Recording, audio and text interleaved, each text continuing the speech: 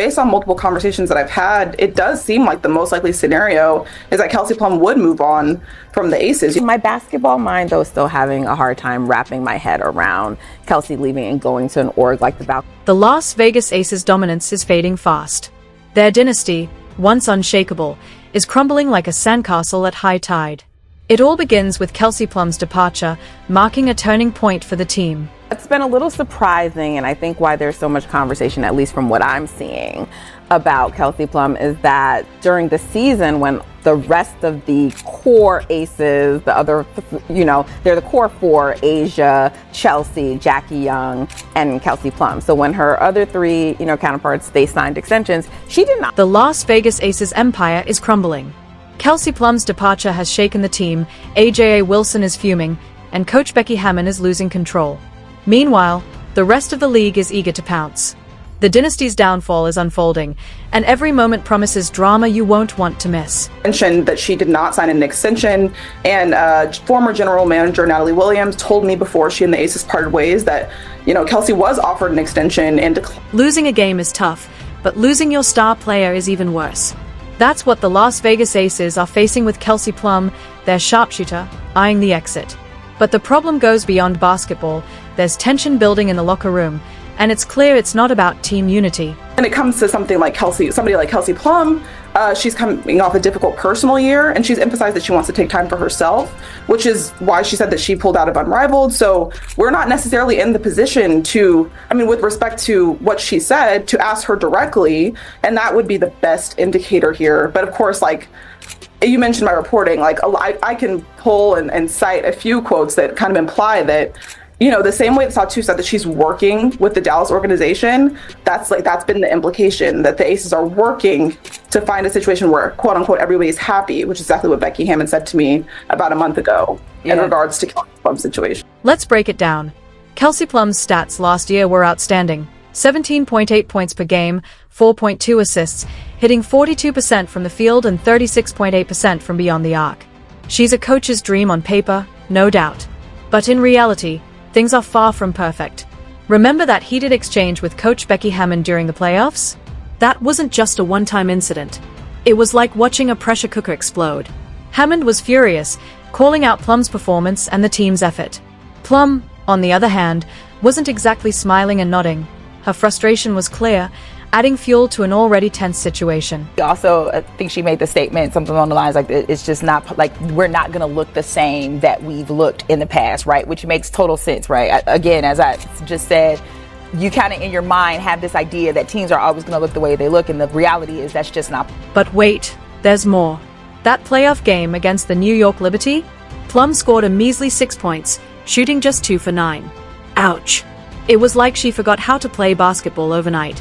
Or maybe, just maybe, there's more to the story than meets the eye. I do think is interesting is that there is a team that will be coming to the league this year, the Golden State Valkyries, and a part of me just kind of feels like that might be a fresh start for Kelsey Plum if she does decide that she wants to move on from the Aces. To me, it gives them an opportunity to have a great perimeter scorer, which we know that Kelsey Plum is, but it also will add a little bit of familiarity for her because the new head coach was the former assistant coach in Las Vegas, and I think that that could also be something that plays well where you're getting a new environment and you're getting a new experience, but you're also still working with someone who knows you and knows you well, so you get a bit of the best of both worlds. Now, let's talk about where Plum might be headed.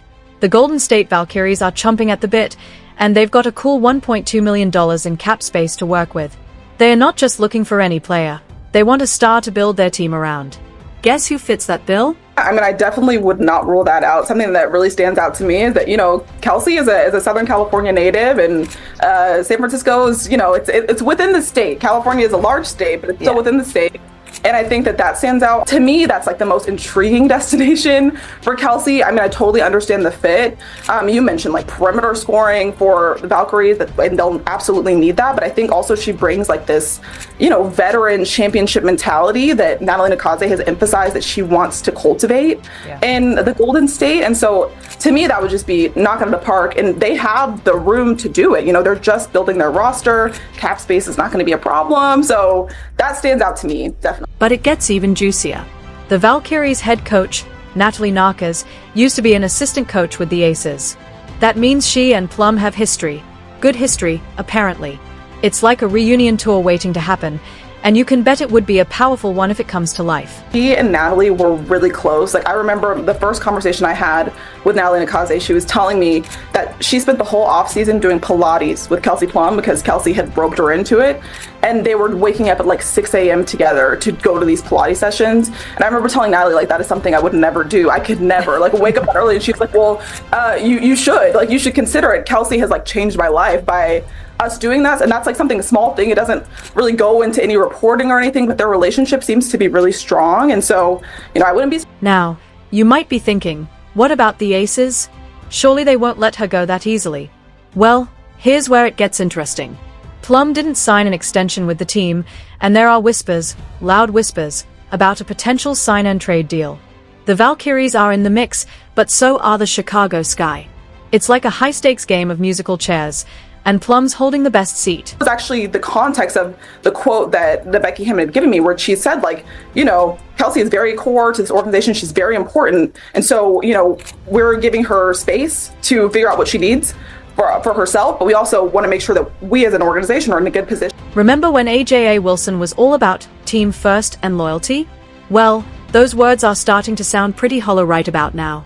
The self-proclaimed queen of the Aces is watching her kingdom crumble, and trust me, she's not taking it well. The tension is building, and it's clear she's feeling the weight of it all. I just have a very hard time imagining the Las Vegas Aces without that core four. They were all drafted there, right? I mean, they were all drafted there. And so, I mean, look, as a Warriors fan, losing Klay Thompson, I can sort of relate to this, but that would be quite a blow for a team like Vegas. They came up together, they won 2 championships together. With her MVP status, you'd think AJA Wilson would be in a comfortable spot. But here's the truth. Those impressive stats don't tell the full story. Behind the scenes, things are getting complicated. The numbers might look good, but the internal struggles are starting to show. There's more happening than meets the eye, and it's becoming impossible to ignore. The pressure, tension, and cracks within the team are becoming more visible, affecting not just AJA, but the entire dynamic. It's clear that there's more to her leadership than just her performance on the court. Age reminds me a lot of you. Like, you say it's not really about me. It's about me.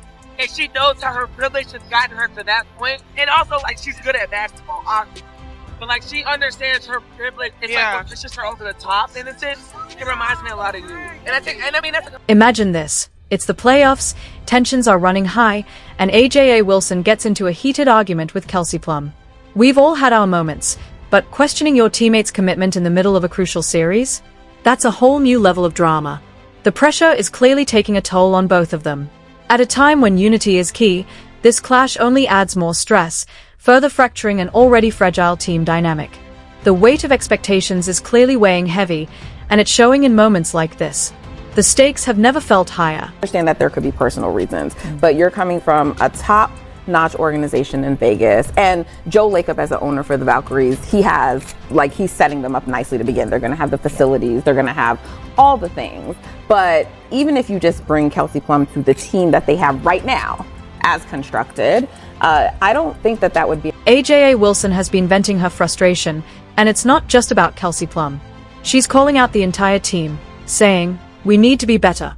We can't rely on 1 or 2 players to carry us. Everyone needs to step up."